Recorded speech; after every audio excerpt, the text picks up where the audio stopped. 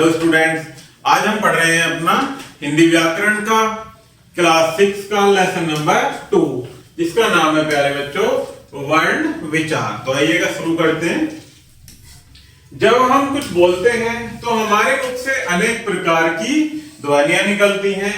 इन्हीं ध्वनियों को अलग अलग कुछ विशेष चिन्हों द्वारा चिन्हित किया जाता है, जिन्हें वर्ण कहते हैं। वर्ण ध्वनि के सबसे छोटे खंड होते हैं, जैसे अ, क, ख, ग, च इत्यादि। ये सभी क्या है प्यारे बच्चों? वर्ण। अतः वह छोटी से छोटी ध्वनि जिसके और टुकड़े नहीं किए जा सकते वर्ण कहलाते हैं।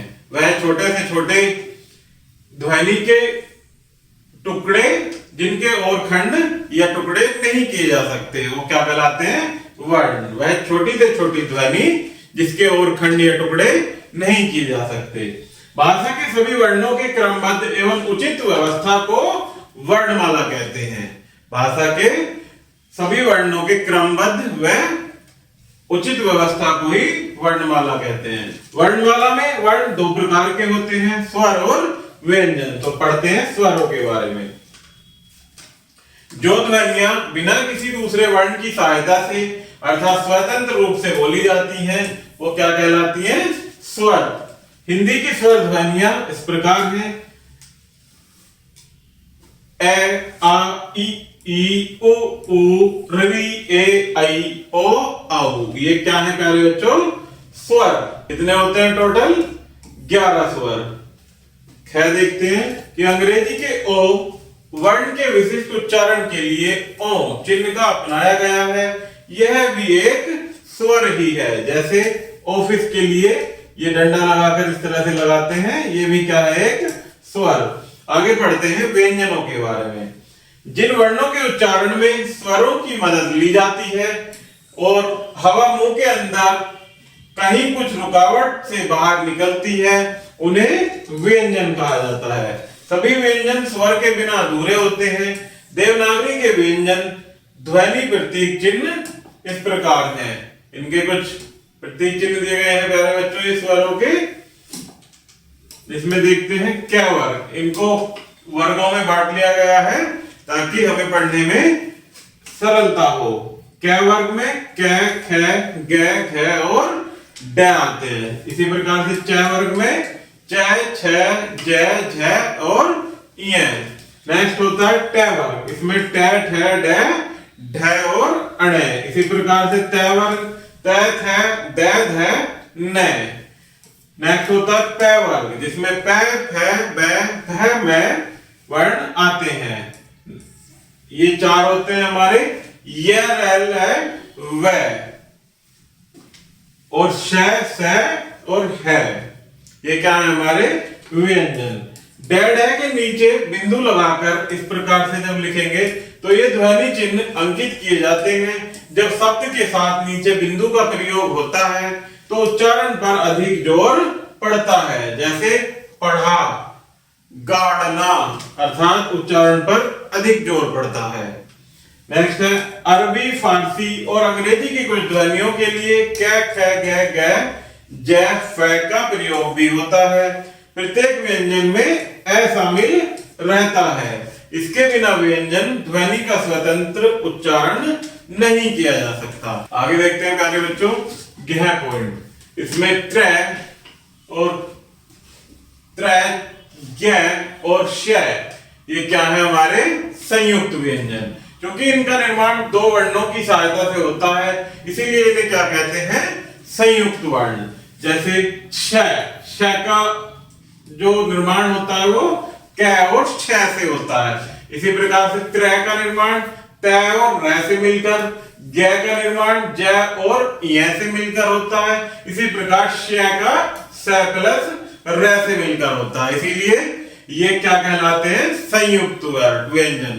क्योंकि इनका जो निर्माण है प्यारे बच्चों वो दो वर्णों की सहायता से होता है। व्यंजन ध्वनियों से स्वर ध्वनि अ को निकालने के लिए उस व्यंजन के नीचे हलंत चिन्ह लगाया जाता है। जैसे ये क प्लस अ लिखा है तो ये क के नीचे इस प्रकार से जो डंडा सा लगाते हैं इसे ही हम क्या कहते हैं? हलंत। इससे क्या होता है कि ये क बाहर आ जाता है। आगे देखते हैं उच्चारण अवयव। हिंदी वर्णों के वर्गीकरण से पूर्व मुंह के अंदर उन अवयवों या अंगों को जान लेना आवश्यक है जो उच्चारण में अधिक या थोड़ी भूमिका निभाते हैं। मुख्य रूप से ध्वनियों के उच्चारण में मुख के अंदर नीचे दिए गए अंगों का कार्य करना पड़ता है। आगे देखते हैं पहला स्वर यंत्र। श्वास नली के ऊपरी भाग में ध्वनि उत्पन्न करने के मुख्य अवयव हैं। कमजोर लोगों के गले के बाहर एक उभरी हुई सी हड्डी, जिसे क्या कहते हैं हम, टैटुआ, दिखाई देती है। यही हमारा क्या होता है, स्वर यंत्र। इसमें दो पतली झिल्लियां होती हैं जो ध्वनि उत्पन्न करते समय अधिक या कम फैलती या खुलती हैं और अनेक प्रकार की ध्वनियां उत्पन्न होती हैं। नेक्स्ट होता है प्यारे बच्चों अलीजीवा। गले में जीभ के समान एक छोटा सा अंग लटका रहता है जो कि कोवा कहलाता है। ध्वनियों का उच्चारण करते समय यह ऊपर नीचे और आगे पीछे गति करता है। ध्वनियों के इसकी उच्चारण में महत्वपूर्ण भूमिका होती है। कोवा कोमल तालु के पास गले में होता है। नेक्स्ट है प्यारे बच्चों तालु। गले से लेकर मसूड़ों तक जीभ के ऊपर की छत में कोमल तालु, मूर्धा, कठोर तालु और वत्सा नाम के 4 भाग होते हैं। जीभ ध्वनियों के उच्चारण में इन विभिन्न भागों को छूती है। नेक्स्ट है जीवा, अर्थात जिसे हम जीभ कहते हैं। जीभ उच्चारण अंगों में सबसे प्रधान है। अधिकांश ध्वनियां इसी के हिलने डुलने और उठने गिरने से पैदा होती है। इसे भी मूल, पश्च, मध्य, अग्र और नीचा नाम से 5 भागों में विभाजित किया जाता है। नेक्स्ट होते हैं प्यारे बच्चों हमारे दांत। ध्वनियों के उच्चारण में दांतों का भी प्रयोग होता है। आगे देखते हैं ओष्ठ। ऊपर नीचे के ओष्ठ एक दूसरे से मिलकर, खुलकर या दांतों की सहायता से ध्वनियां पैदा करते हैं। नेक्स्ट होती है हमारी नाक। कुछ ध्वनियों का उच्चारण करते समय हवा का कुछ अंश नाक में पहुंचकर बाहर निकलता है। चित्रों को देखिए, इनसे उच्चारण अवयवों को पहचानने में मदद मिलेगी। उच्चारण अवयवों को पहचान लेने के पश्चात हिंदी में स्वर और व्यंजन ध्वनियों का विभिन्न आधारों पर अलग अलग वर्गीकरण किया जा सकता है। ये जो चित्र बने हुए हैं प्यारे बच्चों, इनके हिसाब से यदि हम इनका उच्चारण करते हैं तो इसका वर्गीकरण इन सभी का किया जा सकता है। आगे पढ़ते हैं स्वरों का वर्गीकरण। सबसे पहले देखते हैं मात्रा के आधार पर। स्वरों के बोलने में लगने वाले समय को ही मात्रा कहा जाता है। जो स्वरों के बोलने में जो समय लगता है प्यारे बच्चों, उन्हें ही हम क्या कहते हैं, मात्रा या चिन्ह। मात्रा के आधार पर स्वर 2 प्रकार के होते हैं, हर्ष स्वर और दीर्घ स्वर। तो देखते हैं सबसे पहले हर्ष स्वर। जिन स्वरों के बोलने में कम समय लगता है उन्हें हर्ष स्वर कहते हैं। जैसे ए, ई, उ, री, ये चारों क्या है प्यारे बच्चों, हर्ष स्वर। नेक्स्ट है दीर्घ स्वर। जिन स्वरों के बोलने में हर्ष स्वर से 2 गुना समय लगता है उन्हें दीर्घ स्वर कहा जाता है। ओ, औ, ई, उ, ए, आई, ओ, औ, ये सभी हमारे क्या है प्यारे बच्चों, दीर्घ स्वर। नेक्स्ट है वर्गीकरण मुंह और नाक से निकलने वाली हवा के आधार पर, जिसमें पहला होता है निर्नुनासिक। जिन स्वरों के बोलने में हवा सीधे मुंह से बाहर निकल जाती है वे निर्नुनासिक या मौखिक स्वर कहलाते हैं। जैसे ए, ओ, आ, ई, उ, ए, आई, ओ, औ, ये क्या है हमारे निर्नुनासिक स्वर। नेक्स्ट होते हैं अनुनासिक स्वर। नाक तथा मुंह से निकलने वाली ध्वनि को अनुनासिक कहते हैं। इसका चिन्ह चंद्र बिंदु होता है। जैसे आंख लिखते हुए जब हम ऊपर ये बिंदु लगाते हैं या चांद लिखते हुए, यही क्या होता है हमारा अनुनासिक। नेक्स्ट है अनुस्वार। वर्ण को बोलते समय नाक से निकलने वाली ध्वनियों को अनुस्वार कहते हैं। इसका चिन्ह श्लोरेखा के ऊपर केवल एक बिंदु के रूप में होता है। जैसे अंग लिखते हुए अंग की बिंदु ऊपर लगाते हैं, यही क्या है हमारा अनुस्वार। आगे देखते हैं प्यारे बच्चों, स्वरों का वर्गीकरण जीभ के भाग के आधार पर। पहला होता है अग्रभाग। जिन स्वरों के उच्चारण में जीभ का आगे वाला अर्थात अग्रभाग काम करता है उसे अग्र स्वर कहते हैं। जैसे ई, ए, ये क्या है हमारे अग्र स्वर। नेक्स्ट होते हैं मध्य स्वर। जिन स्वरों के बोलने में जीभ का बीच वाला यानी मध्य भाग क्रियाशील होता है वे मध्य स्वर कहे जाते हैं। जैसे ए, इसमें क्या हो रहा है आप बोलकर देख सकते हैं, ए हमारे जीभ का मध्य भाग प्रयुक्त हो रहा है। नेक्स्ट होते हैं पश्च स्वर। जिन स्वरों के बोलने में जीभ का पिछला भाग सहायक होता है वे पश्च स्वर कहे जाते हैं। जैसे आ, ओ, उ, ओ, औ, ये क्या है हमारे पश्च स्वर। नेक्स्ट होता है प्यारे बच्चों जीभ की स्थिति के आधार पर। सबसे पहले देखते हैं संवृत स्वरों के बारे में। जिन स्वरों के उच्चारण में जीभ बहुत ऊपर उठ जाती है वे संवृत स्वर कहलाते हैं। जैसे ई, उ, क्या है ये संवृत स्वर। इसी प्रकार से नेक्स्ट होते हैं अर्ध संवृत। जिन स्वरों का उच्चारण करते समय जीभ आधी से ऊपर उठती है अर्थात पूरी ऊपर ना उठकर आधी ऊपर उठती है, उन्हें क्या कहते हैं अर्ध संवृत स्वर। जैसे ए, ओ, इनमें क्या हो रहा है बोलते हुए जीभ लगभग आधी ऊपर उठती है। नेक्स्ट होते हैं विवृत स्वर। जिन स्वरों को बोलने में जीभ बहुत नीचे चली जाती है उन्हें विवृत स्वर कहते हैं। जैसे आ, इसमें क्या हो रहा है कि जीभ काफी नीचे चली जाती है, आ। नेक्स्ट होते हैं अर्ध विवृत स्वर। जिन स्वरों का उच्चारण करते समय जीभ कम नीचे जाती है उन्हें अर्ध विवृत स्वर कहते हैं। जैसे ए, ओ, ए, औ, इसमें क्या हो रहा है हमारा जीभ कम नीचे जाती है। नेक्स्ट होता है प्यारे बच्चों प्रकृति या रचना के आधार पर मूल स्वर।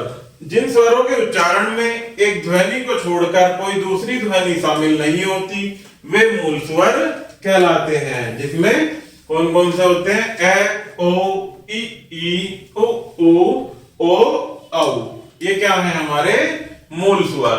आगे आते हैं संध्या या संयुक्त स्वर। जो स्वर अन्य स्वरों से मिलकर बनते हैं वे संध्या स्वर या संयुक्त स्वर कहलाते हैं। जैसे आई कैसे मिलकर बनता है ए प्लस ए से। इसी प्रकार से औ किससे मिलकर बनता है ए प्लस ओ से। कुछ प्रदेशों में आई, औ का उच्चारण आई और औ की तरह भी होता है। जैसे ऐसा, मैया, कौन, कौवा, ये क्या है संयुक्त स्वर। आगे देखते हैं प्यारे बच्चों स्वरों का वर्गीकरण ओष्ठों की आकृति के आधार पर। पहला होता है वृत्ताकार।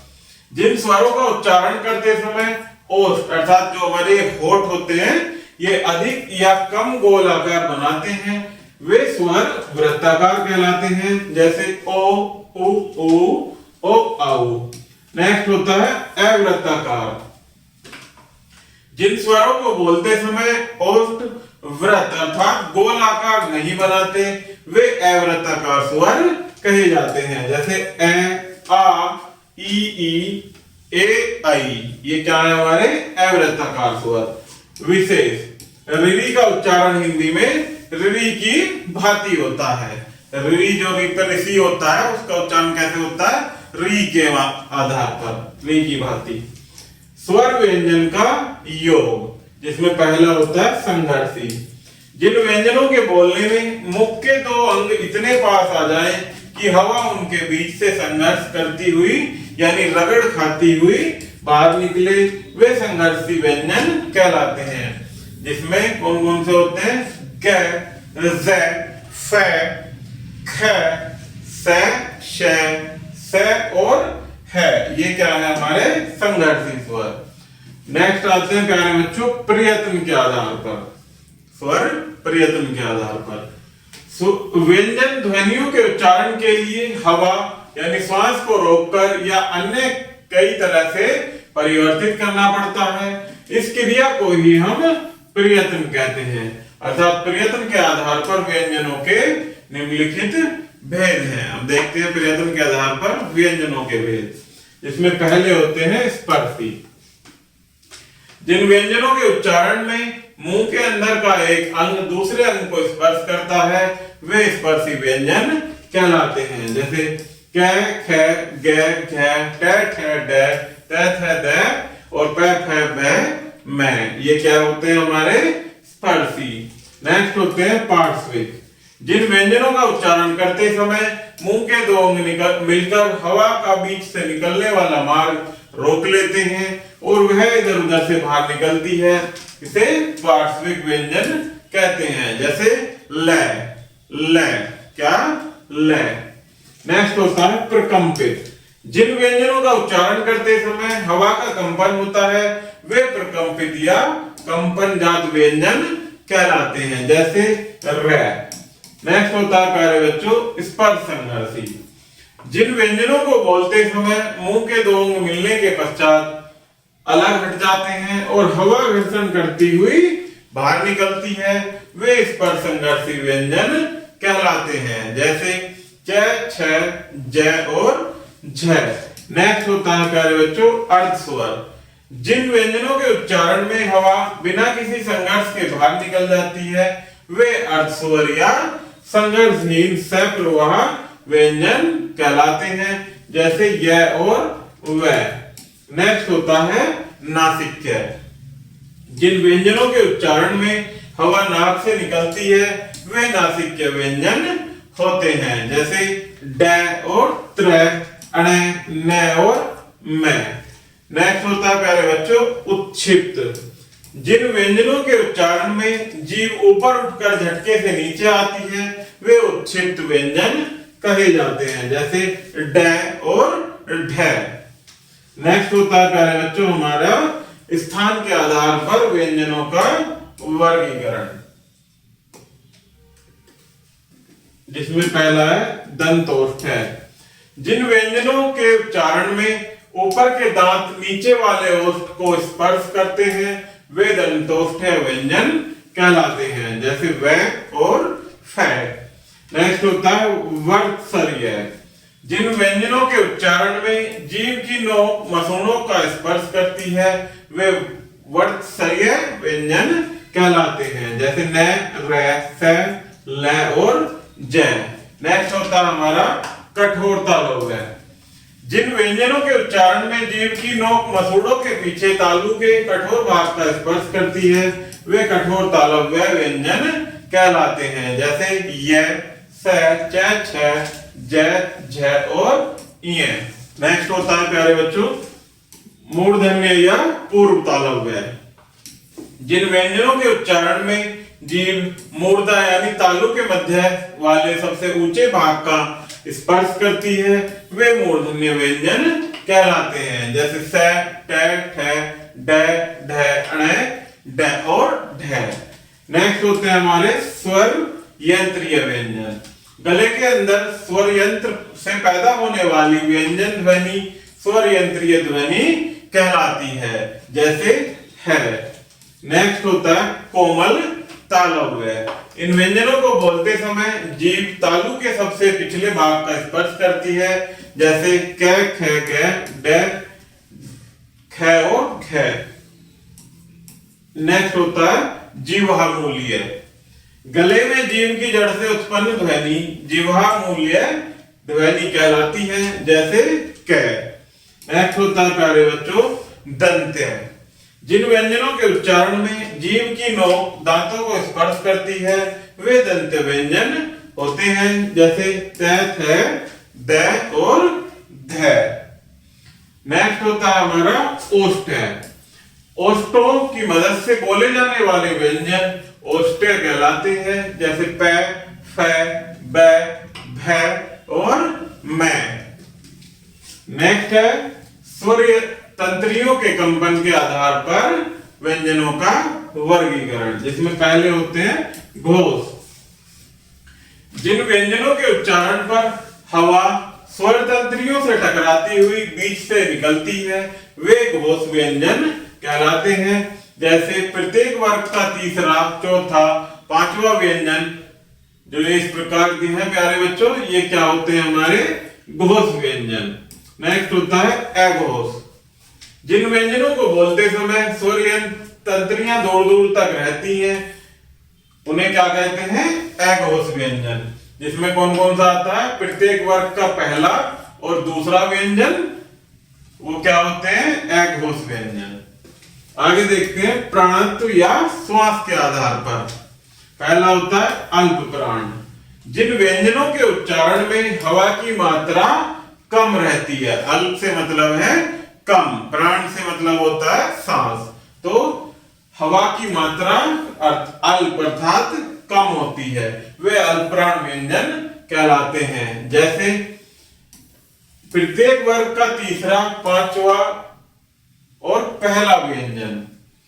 नेक्स्ट होता है प्यारे बच्चों महाप्राण।